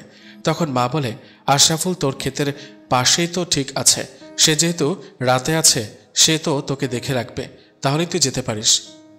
আমি মাকে বলি, মা আজকে দুপুরের খাবারের সাথে কিছু পিঠা বানিয়ে দিও তো। সেদিন তো পিঠাগুলো খেতে পারলাম না, আজকে একটু বেশি করে বানাবে। মা রান্নাঘরে চলে গেল। ঘরে তেমন বাজার ছিল না, কিন্তু মা কিছু টাকা জমিয়ে রেখেছিল, সেটা দিয়ে বাজার করলো আর আমার জন্য দুপুরের খাবার আর পিঠা বানিয়ে দিল। আমি খাবারের বাটিটা হাতে নিয়ে ক্ষেতের উদ্দেশ্যে রওনা দিলাম। আমি সারাদিন খেতে কাজ করে রাতে সেই তালগাছের কাছে বসেছিলাম। আমি সেই পরীটাকে ডাকি, কোথায় আপনি? আপনি বলেছিলেন আমাকে এখানে আসতে, আমি এসেছি। এখন আপনি চাইলে আমাকে মারতেও পারেন, আবার সাহায্য করতে পারেন। আপনি সাহায্য করলে আমার জীবন বেঁচে যাবে, আর আপনি আমাকে মেরে ফেলতে পারেন, কারণ এই পৃথিবীতে আমার আর কোনো কাজ নেই। আর 2 দিন পরে যদি আমি জমিদারকে টাকা না দিই, সেও আমাকে মেরেই ফেলবে। তখনই খুব নরম একটি কণ্ঠে আমাকে বলল, কে আপনাকে মারবে? আমি তো আপনার সাথে আছি। আমি থাকতে আপনার গায়ে হাত তুলবে সেটা আমি হতে দেব না। আমি দেখতে পাই তালগাছ থেকে সেই সুন্দরী পরীটি উঠতে উঠতে নেমে এলো। সে আমার কাছে এসে বলল, আপনার বাটিটার ভেতরে পিঠা আছে না? আমি ঘ্রাণ পাচ্ছি, আপনি আপনার মাকে দিয়ে পিঠা বানিয়ে নিয়ে এসেছেন। কিন্তু এসবের কি দরকার ছিল সুজন? কারণ আপনাদের ঘরে তো টাকা পয়সা নেই। আমি পরীটাকে বলি, আমি মাকে বলেছিলাম পিঠা বানাতে, মা আমার আবদার রাখার জন্য যতটুকু ছিল ঘরের সব কিছু দিয়ে চেষ্টা করেছে কিছুটা পিঠা বানিয়ে দেওয়ার। পরীটা আমাকে বলে, পিঠাগুলো এখানে রেখে আপনি আমার সাথে আসেন। আজকের পর থেকে আপনাকে এবং আপনার মাকে আর কোনো কষ্ট করতে হবে না সুজন। এরপর আমি এই সুন্দরী পরীর সাথে হাঁটা শুরু করি। আমি তার সাথে 20 মিনিট হাঁটার পরে আমাদের সকল চাষি ভাইদের ধান ক্ষেতগুলো পাড়ি দিয়ে একটি নদীর কাছে নিয়ে আসে সে আমায়। নদীর পাড়ে একটি বট গাছের কাছে আমাকে ওই পরীটি নিয়ে যায় আর আমাকে বলে, এই পাশটাতে আপনি মাটি খোঁড়েন। আমি একটি কোদাল সাথে করে নিয়ে এসেছিলাম, কারণ গতকাল পরীটি আমাকে মাটি খোঁড়ার জন্য কিছু আনতে বলেছিল। আমি পরীটির কথা মতো কোদাল দিয়ে সেই জায়গার মাটিগুলো সরাতে শুরু করি। 50 হাত মাটির গভীরে খোঁড়ার পর আমি একটি কলসি দেখতে পাই। পরীটি আমাকে সেই কলসিটার উপরে নিয়ে আসতে বলে আমি তার সাহায্যে সেই কলসিটাকে উপরে নিয়ে আসি। আমাকে সে বলে, কলসিটা আপনি খুলেন আর দেখেন এটার ভেতরে কি আছে। আমি পরীর কথা মতো কলসিটা খুলি আর আমি দেখতে পাই সেই কলসির ভেতরে অনেক সোনার মোহর ছিল। আমি এগুলো দেখে খুব অবাক হই আর তার কাছে জানতে চাই এত সোনার মোহর। সে আমাকে বলে, এগুলো ছিল তখনকার রাজা সেনাপতির ভাইয়ের। সে সেনাপতির সাহায্যে রাজার গুপ্তধন থেকে কিছুটা মোহর সরিয়ে নিয়েছিল। ওই লোকটাও খুব লোভী ছিল, ওর মনে ভয় ছিল, তার টাকা পয়সা কেন অন্য লোকেরা খাবে। এই কারণে সে মরার আগে সব টাকা পয়সা বট গাছের নিচে লুকিয়ে রেখেছিল। আমি তাকে বলি, আপনি এত কিছু জানলেন কি করে? পরীটি আমাকে বলে, আমি আপনাকে বললাম না, আমি গত 450 বছর ধরে এই আশেপাশেই থাকি। একদিন রাতে আমি এই বটগাছের ভেতরে বিশ্রাম করছিলাম, তখনই আমি এইসব দেখেছিলাম। লোকটি আমাকে ভেবেছিল আশেপাশে কেউ নেই, কেউ জানতেও পারল না তার এই কর্মকাণ্ডের বিষয়ে। কিন্তু অদৃশ্য হয়ে যে অনেকেই চলাফেরা করে এটা হয়তো তার জানা ছিল না। পরীটা আমাকে বলে, এই টাকাগুলো নিয়ে আপনি আপনার বাড়িতে চলে যান, এখান থেকে জমিদারের টাকা পরিশোধ করে দিয়েন, আর বাকি কিছু টাকা দিয়ে আপনার জমিনের পাশাপাশি আমার এই তালগাছের আশেপাশের সকল জমি আপনি কিনে ফেলবেন। কারণ আমি চাই আমার তালগাছটা আপনার জায়গাতে থাকুক। কারণ এখন আমার বাসস্থানটা অন্য একটি মানুষের জমিনের পাশে। সে যদি আমার তালগাছটাকে কেটে দেয় তাহলে আমার বাসাটা হারিয়ে ফেলব। আপনি আমাকে এতটুকু উপকার করেন। আমি পরীটাকে বলি, এসব আপনার জন্য হয়েছে, আর আমি আপনার উপকার করব, এটা তো আমার সৌভাগ্য। আর আমি চাইবো না আপনি অন্য কারো জায়গার উপরে থাকেন। সবার আগে আমি ওই জায়গাটাই কিনব। আমি পরীটাকে নিয়ে আবার সেই তালগাছের কাছে আসি, আর পরীটাকে সেই পিঠার বাটিটা দিই, আর তাকে বলি, আপনার না পিঠা খেতে খুব পছন্দ, এগুলো ধরেন, খান। পরীটা আমাকে বলে, আমি একা একা খাবো নাকি, চলেন একসাথে মিলেমিশে খাওয়া যাক। আমরা দুজন সে পিঠাগুলো খাই আর সারা রাত একে অপরের সাথে গল্প করি। ফজরের কিছুক্ষণ আগে সুন্দরী পরীটা সে তালগাছে চলে যায় আর আমাকে বলে, এখন আপনি বাড়িতে ফিরে যান, তবে বাড়ি যাওয়ার আগে মসজিদে ফজরের নামাজটা আদায় করবেন, কারণ নামাজটাই সব, মরার পরে ওটাই আপনার কাজে দিবে সুজন। আমি পুকুর ঘাট থেকে হাত পা ধুয়ে এসে কলসিটাকে নিয়ে বাড়িতে আসি, আর সাথে সাথে ফজরের আজান দেয়। আমি বের হয়ে যাই মসজিদের উদ্দেশ্যে। মসজিদে গিয়ে জামাতের সহিত নামাজটাকে আদায় করি, তারপর বাড়িতে ফিরে আসি। আমি ওই কলসিটা আমার বাড়ির একটি পাশে লুকিয়ে রেখেছিলাম। কলসি থেকে কিছুটা মোহর বের করে আমি গঞ্জে নিয়ে বেচি, সেখান থেকে ভালো কিছু টাকা পাই। ওই টাকা দিয়ে আমি জমিদারের সকল ঋণ পরিশোধ করে দেই, আর পাশাপাশি আমাদের জমির পাশে ওই তাল গাছের সাথে থাকা সকল জমি আমি কিনে ফেলি। এক্ষেত্রে গ্রামের অনেকের নজর আমার উপরে পড়ে। সবাই ভাবতে থাকে, রাতারাতি আমি এত টাকা পয়সা কোথায় পেলাম। জমিদার ভাবছিল, আমি এক রাতের ভেতরে এত টাকা কোথায় পেলাম। একদিন রাতে আমি বাজার থেকে বাড়িতে ফিরছিলাম, জমিদারের লোক আমাকে জোর করে তার কাছে ধরে নিয়ে যায়। তখন জমিদার আমাকে একলা ঘরে রেখে অনেক মারধর করে, আর আমার কাছে জানতে চায়, তুই এত টাকা পয়সা কোথায় পেলি? যেখানে কিছুদিন আগে তুই খেতে পারতি না, আর এখন কিনা তুই এত বড় জমির মালিক, আমার টাকা পয়সাও শোধ করে দিলি, বল এত টাকা তুই কোথায় পেলি? এটা বলে আমাকে অনেক মারধর করে। আমার হাত পা থেকে রক্ত বের হতে শুরু করে মায়ের আঘাতে। ওই ঘরে শুধু আমি আর জমিদারই ছিলাম। জমিদার আমাকে বারবার মারছিল আর বলছিল, আর কত সহ্য করবে, বলে দে এবার। আমি জানি তুই কোনো গুপ্তধন পেয়েছিস, নয়তো এটা তোর পক্ষে সম্ভব না, বল সেই গুপ্তধন তুই কোথা থেকে পেয়েছিস। তখনই আমি লক্ষ্য করি দরজার ভেতর দিয়ে সে পরীটা আমার সামনে এলো। সে আমাকে বলল, তাকে নাকি আমি দেখতে পাচ্ছি, এখানে জমিদার আমাকে দেখতে পাবে না। আর এই পরীটার কথা তো শুনতে পারছি, কিন্তু তাকে আমি কিছু বলতে পারছিলাম না, কারণ আমি যদি এখন পরীটার সাথে কথা বলি জমিদার বুঝে যাবে যে এখানে অন্য কেউ আছে। জমিদার আমাকে মারছিল, এটা দেখে পরীটি খুব রেগে যায়। তখনই পরীটা আমাকে বলে, তুমি ওকে বলে দাও তোমার জমির পাশে সে তালগাছের গোড়ায় গুপ্তধনটা পেয়েছ। আমি পরীটার কথা মতো জমিদারকে বলি, আমাকে আর মারবেন না, আমি বলছি কোথায় আমি পেয়েছি গুপ্তধন, আর সেখানে হয়তোবা এখন অনেক গুপ্তধন আছে। জমিদার আমার কথা শুনে হাসতে হাসতে বলে, দেখলি, আমি জানতাম তুই গুপ্তধন পেয়েছিস। তখন জমিদার তার 4 জন লোককে নিয়ে আর আমাকে নিয়ে সেই রাতেই রওনা দেয় আমার জমির পাশে সেই বটগাছটার উদ্দেশ্যে। কিন্তু সে তো আর জানতো না সেখানে তার জন্য কি অপেক্ষা করছে। জমিদার আর জমিদারের লোকজন যখন আমাকে এই বটগাছটার কাছে নিয়ে আসে, সে আমাকে বলে, বটগাছটার কোন পাশে আছে গুপ্তধন বল। কিন্তু আমি চুপ করেছিলাম। এটা দেখে জমিদারের লোক আমাকে মারতে শুরু করে।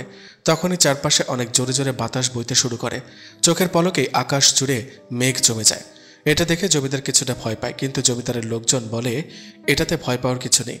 কিন্তু তখনই একটি মেয়ের হাসির শব্দ চারপাশ থেকে ভেসে আসে, আর আস্তে আস্তে তাদের সামনে আসে সেই পরীটা। ওটাকে দেখে জমিদারের একটি লোক সে পরীটাকে দেখে এগিয়ে যায় তাকে মারার জন্য। কিন্তু সে পরী, সে তো আর আমাদের মতো মানুষ না, তার শক্তি আমাদের থেকে অনেক বেশি। সে জমিদারের ওই লোকটিকে ধরে একটি আছাড় দেয়, সাথে সাথে লোকটি ওখানেই মারা যায়। এটা দেখে জমিদারের সাথে থাকা বাকি 3 জন দৌড়াতে শুরু করে। কিন্তু পরীর কাছ থেকে বাঁচাটা কি এতটাই সহজ? তাদের সবাইকে ওই পরীটা হত্যা করে শেষমেশ সেই জমিদারের কাছে এসে দাঁড়ায়। পরীটা জমিদারকে বলে, তুই তোর জীবনে অনেক ভুল করেছিস, কিন্তু সব থেকে বড় ভুল করেছিস তুই সুজনের গায়ে হাত তুলে।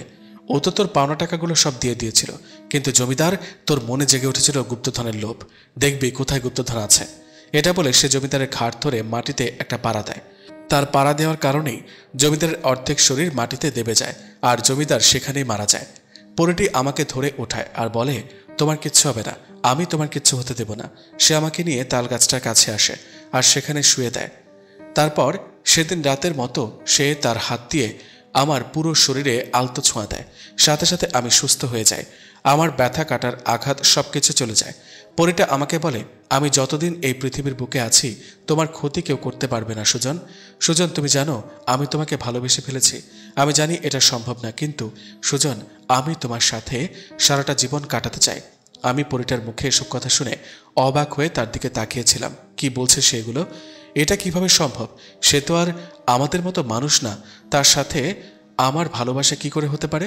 আমি পরীটাকে কিছু বলি না, আমি শুধু এইটুকুই বলি, আমাকে বাড়িতে পৌঁছে দিন। পরীটা বুঝতে পারে আমি তার কথা শুনে বিরক্ত হয়েছে। এই বিষয়ে কিছু না বলে সে আমাকে নিয়ে আমার বাড়িতে পৌঁছে দেয়। এত রাতে আমাকে বাড়িতে ফিরতে দেখে মা আমার কাছে দৌড় দিয়ে আসে। ততক্ষণে পরীটা সেখান থেকে চলে গেছে। মা আমার কাছে এসে বলে, তুই কোথায় ছিলি? আমি কত চিন্তায় পড়ে গিয়েছিলাম। মা বলে, আমি তো ভেবেছিলাম জমিদারের লোক তোকে আবার না উঠিয়ে নিয়ে গেল। আমি মাকে বলি, তুমি জমিদারের কথা ভেবো না মা, সে আজকের পর থেকে আর আমাদের কোনো ক্ষতি করবে না।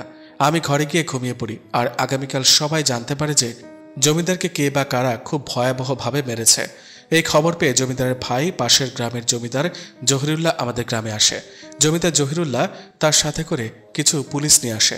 পুলিশেরা যখন দেখে এই ধরনের মৃত্যু, তখন তারা জমিদার জহিরুল্লাহকে বলে, এটা কোনো সাধারণ মৃত্যু না, এত কষ্ট দিয়ে কোনো মানুষকে হত্যা করতে পারে না। শুনলে হয়তো হাস্যকর মনে হবে, কিন্তু আমার মনে হচ্ছে এগুলো অন্য জগতের কেউ করেছে। এটা বলে পুলিশগুলো লাশটাকে উদ্ধার করে জমিদার জহিরুল্লাহর কাছে বুঝিয়ে দিয়ে সেখান থেকে চলে যায়। সেদিনই মৃত জমিদারের জানাজা পড়িয়ে মাটি দেওয়া হয়। কিন্তু তার ভাই জমিদার জহিরুল্লাহ এটা কোনোভাবে মানতে পারছিল না তার ভাইকে এত ভয়াবহভাবে কেউ হত্যা করেছে। জমিদার জহিরুল্লাহ জানতে চাচ্ছিল তার ভাইকে কে হত্যা করেছে। যখনই তার মনে পড়ে সকালের কথা, পুলিশগুলো তো বলেছিল এই মৃত্যুর পেছনে হয়তোবা অন্য কোনো অদৃশ্য জগতের কারো হাত আছে। এই কারণে জমিদার জহিরুল্লাহ একটি তান্ত্রিকের কাছে যায়। সে তান্ত্রিককে জমিদার জহিরুল্লাহ বলে, তুমি যা চাইবে আমি তা দেব, তুমি যত টাকা চাইবে আমি দেব, কিন্তু আমাকে তুমি জানাও কি করে আমার ভাই মৃত্যুবরণ করলো। সে তান্ত্রিক বলে, আমাকে 2টা দিন সময় দাও, আমি আমার সাথে থাকা জিনদের মাধ্যমে খোঁজ নিয়ে দেখছি কি হয়েছিল সেদিন রাতে। 2 দিন পর জমিদার জহিরুল্লাহ আবারও সেই তান্ত্রিকের কাছে যায়। তখন সে তান্ত্রিক তাকে জানায়, তোমার ভাইকে কোনো মানুষ হত্যা করেনি, তোমার ভাইকে একটি পরী হত্যা করেছে। আসলে ওই পরীটি ওখানেই থাকে। সে গত 450 বছর ধরে ওই জায়গাটার আশেপাশে থাকে। তোমার ভাই ওইখানে কেন গিয়েছিল সেটা আমি জানি না, কিন্তু তোমার ভাইকে যে একটা পরী হত্যা করেছে সেটা আমি বলতে পারি। আপাতত এতটুকুই জানা গেছে। আমি জানতে পেরেছি ওই পরীটা ওখানেরই একটি তাল গাছে থাকে, কিন্তু ওই পরীটা অনেক শক্তিশালী, তার সাথে আমি পেরে উঠব না। কিন্তু তুমি যদি আমাকে সাহায্য করো তাহলে তোমার ভাইয়ের মৃত্যুর বদলা তুমি নিতে পারবে। জমিদার তান্ত্রিককে বলে, আমি তোমাকে কি করে সাহায্য করতে পারি? তান্ত্রিক যখন জমিদারকে বলে, তুমি যদি এমন কোনো শিশুকে এনে দিতে পারো যার পরিবারের সে একমাত্র সন্তান, আর তাকে যদি আমি আগামীকাল পূর্ণিমা রাতে বলি দিতে পারি, তাহলে আমি অসীম শক্তির মালিক হয়ে যাব আর ওই পরীটার সাথে যুদ্ধ করে তাকে হত্যা করতে পারবো। জমিদার জহিরুল্লাহ বলে, ঠিক আছে, আমি দেখছি কি করা যায়। জমিদার খুব গোপনে তার লোকেদের মাধ্যমে এই গ্রামের একটি শিশুকে উঠিয়ে নিয়ে আসে, যার এই দুনিয়াতে আর কেউ বেঁচে ছিল না। সে বাচ্চাটাকে এনে সেই তান্ত্রিকের গুহায় নিয়ে যায়। তান্ত্রিক শিশুটিকে দেখে অনেক খুশি হয় আর বলে, শাব্বাস, তুমি তোমার কথা রেখেছ, আমি আমার কথা রাখবো। তোমার ভাইয়ের মৃত্যুর বদলা আমরা ঠিকই নেব, কিন্তু আজ না, আগামীকাল হচ্ছে মহাপূর্ণিমাস, সেদিন রাতেই আমরা এই বাচ্চাটাকে বলি দেব। কিন্তু ওইদিকে সেই পরীটা এই সব কিছুই জানত, কারণ সে ছিল খুব শক্তিশালী পরী। তার সাথে আরও অনেক পরীরা ওই জায়গাটার আশেপাশে থাকে। সেই পরীগুলোই তার কাছে এসে বলেছিল, সেই তান্ত্রিক আর জমিদার কি করছে এখন। আমি আমার মৃত্যুকে নিয়ে ভাবি না, কিন্তু আমাকে মরার জন্য সে তান্ত্রিকটা ওই মাসুম বাচ্চাটাকে বলি দিবে আগামীকাল। আমি এটা শুনে ওই পরীটাকে বলি, এখন আমরা কি করব? সেই পরীটা আমাকে বলে, তুমি আমাকে সাহায্য করবে, আজকে রাতে আমরা ওই তান্ত্রিকের কাছে যাব আর ওইখানে জমিদারকেও পেয়ে যাব। যা করার আজকে রাতে করতে হবে, কারণ কালকে রাতে ওই শিশুটাকে তারা হত্যা করবে।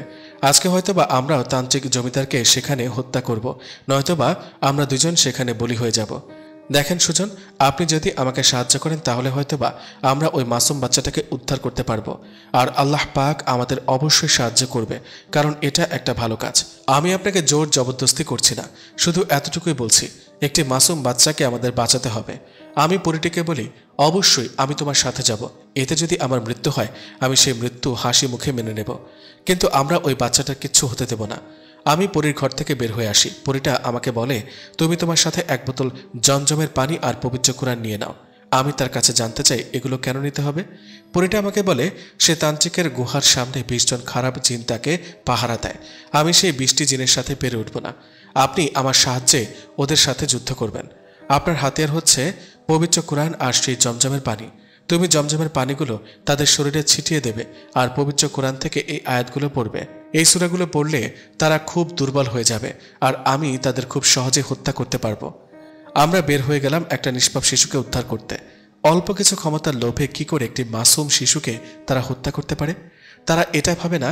আর সেই পাথরের মূর্তি তাদের কিভাবে ক্ষমতা দিতে পারে? শুধু শুধু একটা মাসুম বাচ্চাকে বলি দিবে সে পাথরের মূর্তির সামনে। এসব যতই ভাবছিলাম ততই রাগ হচ্ছিল আমার জমিদার আর সেই তান্ত্রিকের ওপর। আস্তে আস্তে আমরা সেই তান্ত্রিকের গুহার কাছে আসি, কিন্তু সেখানে তো আমি কাউকে দেখতে পাচ্ছি না। পরী আমাকে বলে, এখনই আপনি দেখতে পাবেন। তখন পরীরা সামনের দিকে আগায়। সাথে সাথে বৃষ্টি খুব ভয়ানক ছায়া উঠতে উঠতে সেখানে এসে দাঁড়ায়। আমি দেখেছি তাদের সবার শরীরে অনেক লম্বা লম্বা লোম আর চোখে আগুনের শিখা। সেই বৃষ্টি খারাপ জিন পরীটির ওপরে হামলা করে দেয়। পরী তাদের সাথে একা পেরে উঠছিল না। আমি সাথে সাথে জমজমের পানি সে 20 জন খারাপ জিনের ওপর ছিটিয়ে দিই। পানি ছিটিয়ে দেওয়ার সাথে সাথে তারা চিৎকার করতে থাকে আর আমি মাটিতে বসে পড়ি পবিত্র কোরআন নিয়ে। কোরআন তেলাওয়াতের শব্দ শুনে সেই 20 জন জিন খুব দুর্বল হয়ে পড়ে, কারণ তারা ছিল খারাপ জিন।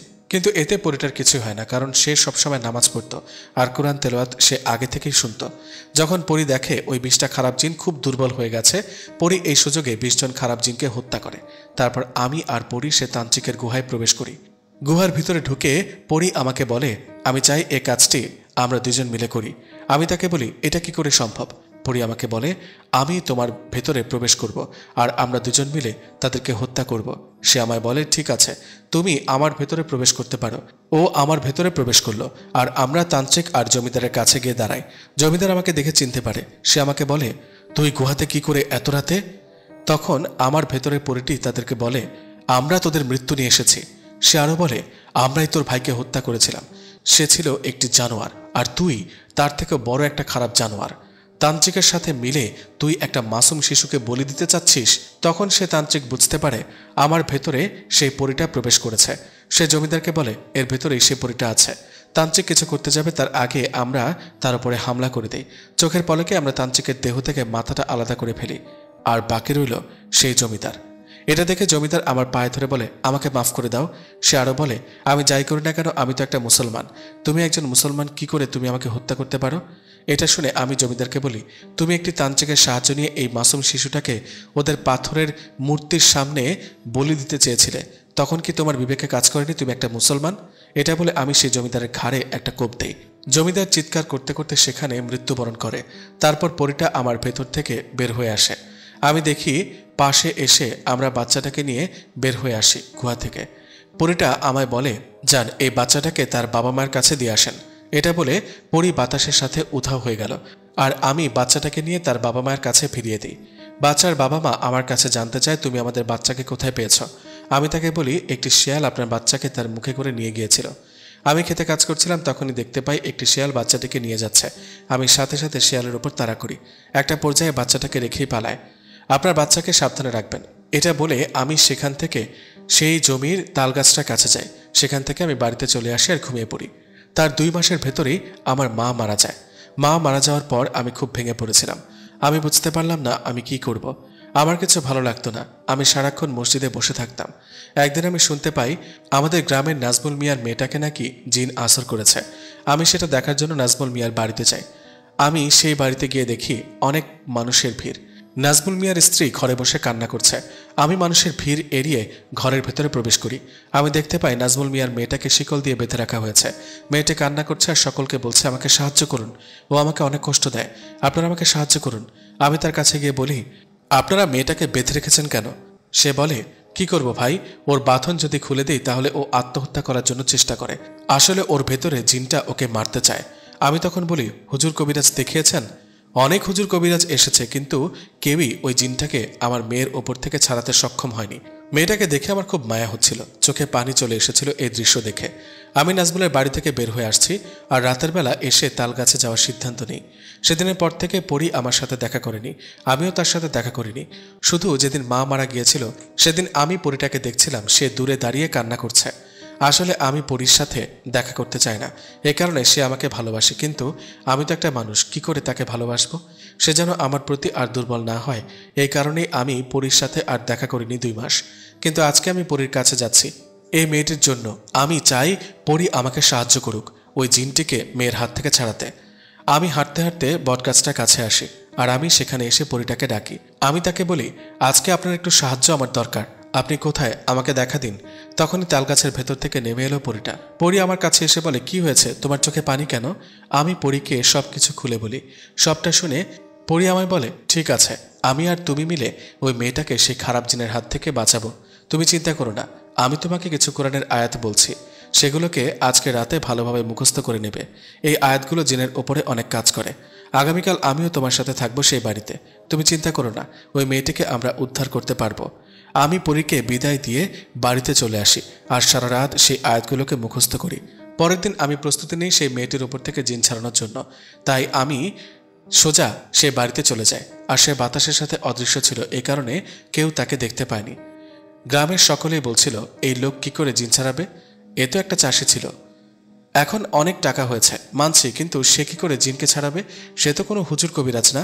আমি মেয়েটির কথা কানে না তুলে সোজা মেয়েটির ঘরে চলে যাই। আমি ঘরে প্রবেশ করে দেখতে পাই মেয়েটি খাটের উপরে বসে আছে, তার চুলগুলো খোলা। সে মাথা নিচু করে আমাকে গালি দিচ্ছে আর বলছে, তুই এখান থেকে চলে যা, তোর সাথে আমার কোনো দুশ্মনী নেই। তাই ভালোভাবে বলছি, তুই চলে যা, নয়তো তোর জীবন আমি শেষ করে ফেলব। তখন পরি আমার কাছে এসে বলে, তুমি এই প্রথম আয়াতটা পড়ে জমজমের পানি তার উপরে ছিটিয়ে মারো।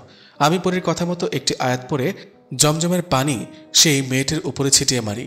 এতে সে মেয়েটির ভেতরে থাকা জিন খুবই কষ্ট পায়। তারপরই আমাকে বলে, তুমি জমজমের পানির বোতলটা ঘরের দুয়ারের সামনে রাখো। এটা করলে এই খারাপ জিনটা আর ঘরের বাইরে চলে যেতে পারবে না। আমি পরির কথা মতো জমজমের পানির বোতলটা দরজার সামনে রাখি। আমি সেই জিনটিকে শেষবারের মতো বলি, তুমি কি এই মেয়েটিকে ছেড়ে চলে যাবে কিনা বলো। জিনটি আমাকে বলে, আমি কখনোই একে ছেড়ে যাব না।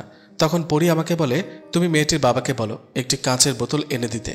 আমি নাজমুল মিয়াকে বলি, ভাইজান আমাকে একটি কাঁচের বোতল এনে দিন। নাজমুল মিয়া আমার জন্য একটি কাঁচের বোতল নিয়ে আসে। পরি আমাকে বলে, কি কি আয়াত পড়লে জিনকে বোতল বন্দি করা যায়। আমি সেই আয়াতগুলো পড়ে মেয়েটির উপরে জমজমের পানি ছিটাতে থাকি আর একটা পর্যায়ে সে জিনটি বোতলবন্দি হয়ে যায়। তখন পরি আমাকে বলে, তুমি এই জিনটাকে যেখানে রাখবে তার পরিবার এসে তাকে মুক্ত করে নিয়ে যাবে। তার থেকে ভালো তুমি এই জিনটিকে আমার সেই তালগাছের গোড়ায় পুঁতে দাও। এই জিনের পরিবারের কখনোই সাহস হবে না আমাকে হত্যা করে তারপরে একে মুক্ত করার। আমি পরির কথা মতো সেই বোতলটা গাছের নিচে পুঁতে রাখি। গ্রামবাসীরা আমার এই দৃশ্য দেখে সকলেই খুব অবাক হয়। সবাই বুঝতে পারছিল না এক রাতের ভেতরে আমি কি করে এত বড় একটি কবিরাজ হলাম। কিন্তু কেউ তো আর জানতো না আমার সাথে ছিল একটি শক্তিশালী পরী। সেদিনের পর থেকে আমার নামটা চারপাশে ছড়ানো শুরু করি আর আমি আস্তে আস্তে হয়ে যাই অনেক বড় একটি কবিরাজ। আমার কাছে অনেক লোকেরা আসতে থাকে তাদের সাহায্যের জন্য, আর আমি পরীর মাধ্যমে তাদেরকে সাহায্য করি। আমি সিদ্ধান্ত নেই আমি পরীকে বিয়ে করব। তাই আমি অনেক বড় হাফেজের সাথে দেখা করি, তাকে সবকিছু খুলে বলি। সবটা শুনে হাফেজ আমাকে বলেছিল, দেখো যেহেতু পরীটা তোমাকে মন থেকে ভালোবাসে আর তুমিও আস্তে আস্তে তার ভালোবাসায় জড়িয়ে গেছো, দেখো বিয়ে মানে হচ্ছে একে অপরের সাথে সারা জীবন কাটানো, একে অপরের হাত ধরে শক্ত করে ধরে রাখা। তুমি চাইলে পরীটাকে বিয়ে করতে পারো, তোমরা একসাথে থাকতেও পারো, কিন্তু মনে রেখো মানুষ আর জিন পরীদের ভেতরে একটা আলাদা তফাৎ রয়েছে। তুমি একটি মানুষের মেয়েকে বিয়ে করে যেভাবে সংসার করতে পারবে একটি পরীর সাথে সেভাবে সংসার করতে পারবে না। শুধু তুমি জানবে সে তোমার স্ত্রী, আর কাউকে বলতে পারবে না তুমি যে একটি পরীকে বিয়ে করেছ, কিংবা তুমি কখনোই তার সাথে মেলামেশা করতে পারবে না।